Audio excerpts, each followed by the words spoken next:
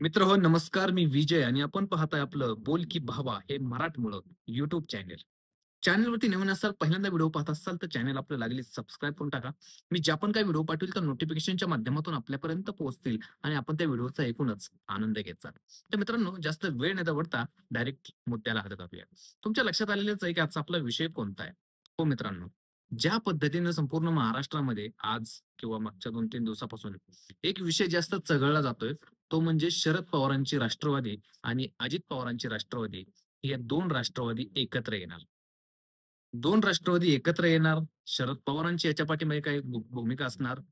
शरद पवारांचं नक्की म्हणणं काय असणार? शरद पवारांनी जरी राष्ट्रवादीचे 10 आमदार ॲड केले, तर त्यांचे 42 52 आमदार होतील एकूण पूर्ण अखंड राष्ट्रवादीचे. तरीही त्यांच्या 52 आमदारांनी काही वाकडं होऊ शकत नाही, याची पूर्ण खात्री मिस्टर शरद पवारांना आणि मिस्टर अजित पवारांना सुद्धा आहे. पण ही विलनीकरणाची चर्चा कशासाठी? किंवा हे का असं? कसं आहे तुम्हाला एक गोष्ट सांगतो, की शरद पवार हे टायमिंग साधण्यामध्ये ना महाराष्ट्रामध्ये नव्हे तर देशामध्ये एक नंबरचा पॉलिटिशियन आहेत. एक नंबरचा पॉलिटिशियन ते आहेत. एक नंबरचे राजकीय नेते आहेत, की त्यांना माहीत आहे, कधी कुठली गोष्ट बोलल्यानंतर महाराष्ट्रामध्ये त्या गोष्टीचा फायदा अथवा तोटा, फायदा आपल्याला आणि तोटा दुसऱ्यांना हा कसा होऊ शकतो. सध्या महाराष्ट्राच्या या राजकारणामध्ये ना, शरद पवारांची किंमत किंवा शरद पवारांची जागा खूप छोटीशी आहे विधानसभेपुरती. लोकसभेला शरद पवार 8 खासदार त्यांचे आहेत. परंतु विधानसभेला मात्र त्यांच्याकडे फक्त 10 आमदार आहेत. संपूर्ण महाराष्ट्रात. 10 आमदारांच्या जीवावरती शरद पवार काय गेम खेळणार? पण ते आजही तितकेच लॅमलाईटमध्ये आहेत. आजही तितकेच ते लोकांसमोर येतायत. आजही तितकेच ते कार्यक्रम अटेंड करतायत. आज 85व्या वर्षी सुद्धा ते देवेंद्र फडणवीस किंवा अजित पवार, एकनाथ शिंदे, नितीन गडकरी यांच्यासोबत ते स्टेज शेअर करतायत. आज त्यांची खूप मोठी सहकार क्षेत्रातलं एक त्याला 100 वर्ष पूर्ण झाल्यामुळं एक कार्यक्रम होता. त्या कार्यक्रमात सुद्धा शरद पवारांनी आपली उपस्थिती दाखवली. पण नुसती दाखवली नाही, तर ते शेवटपर्यंत थांबले. त्यांनी तिथं भाषण केलं किंवा त्यांची जी काही गोष्ट आहे ती सांगितली. या सगळ्यामधून एक गोष्ट तुम्हाला लक्षात आली पाहिजे, की शरद पवार हा माणूस थकत नाही. हा माणूस शांत बसत नाही. तो काही ना काहीतरी करत असतो. महाराष्ट्रामध्ये तुम्ही त्यांचे समर्थक असा किंवा विरोधक असाल. समर्थक असाल तर काही घडलं तर त्याचं क्रेडिट त्यांना द्याल. विरोधक असाल तर काही महाराष्ट्रात घडत नाही याचं क्रेडिट सुद्धा शरद पवारांना द्याल.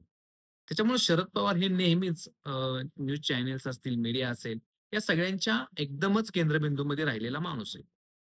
पण शरद पवारांनी आता जी भूमिका घेतली, की 2 राष्ट्रवादी एकत्र येऊ शकतात. दोघांचे विचार सेम आहेत आणि दोघांचे विचार सेम असल्यामुळं जो काही निर्णय घ्यायचा आहे तो मी घेणार नाही, कारण मी त्या प्रक्रियेतच नाहीये. मी आमच्या पक्षाचा अध्यक्ष आहे. शरद पवारांची ही भूमिका किती संशयास्पद आहे हे लक्षात घ्या. ज्या पक्षाचे अध्यक्ष स्वतः शरद पवार आहेत, त्या पक्षाची भूमिका आणि त्या निर्णय प्रक्रियेमध्ये त्याच्या विचारांमध्ये मी नाही, असं शरद पवार सांगतायत. जो काही निर्णय घ्यायचा आहे ती सुप्रिया सुळे घेतील. जयंत पाटील सुद्धा नाही. जयंत पाटील तर प्रदेशाचे अध्यक्ष आहेत. सुप्रिया सुळेंचा काय संबंध आहे या सगळ्यामध्ये? त्या कार्याध्यक्ष जरी असल्या, तरी पक्षाचा अध्यक्ष हा महत्वाचं पद असतं आणि ते जयंत पाटील आहेत. पण जयंत पाटील या प्रक्रियेमध्ये कुठेही तुम्हाला दिसलेले नाहीत.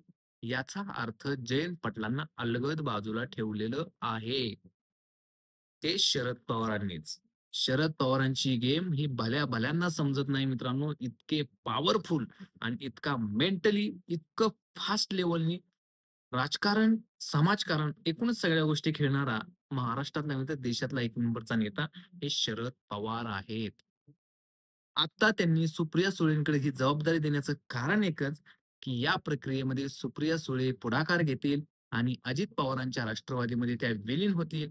सुप्रिया सुळे स्वतःला एखादं मंत्रिपद घेतील आणि पक्षाची जबाबदारी त्या स्वतःकडे घेतील आणि हा सगळा राग जयंत पाटलांना येईल आणि जयंत पाटील अलगदपणे राष्ट्रवादी काँग्रेसमधून बाहेर पडतील आणि ते आपला एक वेगळा पर्याय निवडतील. म्हणजे पाहुण्याच्या वाहनाने विंचू मारणं जे म्हणतो, तेच शरद पवार या ठिकाणी गेम खेळतायत. आता शरद पवार सांगतायत, की दोन्ही पक्षाचे विचार एक आहेत. मग काय होतं या 2 पक्षाचे विचार एक आहेत म्हणजे दुसरा पक्ष कोणता तर अजित पवारांचे राष्ट्रवादी. अजित पवारांच्या राष्ट्रवादीचे आणि शरद पवारांच्या राष्ट्रवादीचे विचार एक असतील, ते पुरोगामी विचार आहेत, ते हिंदुत्वाचे विचार नाहीत. मग अजित पवारांच्या राष्ट्रवादीचं महत्त्व आणि अजित पवारांचा विचार हा किती हिंदुत्वाला साजेसा नाही, हे दाखवून देण्याचा पवारांचा हा अत्यंत पॉवरफुल प्रयत्न होता.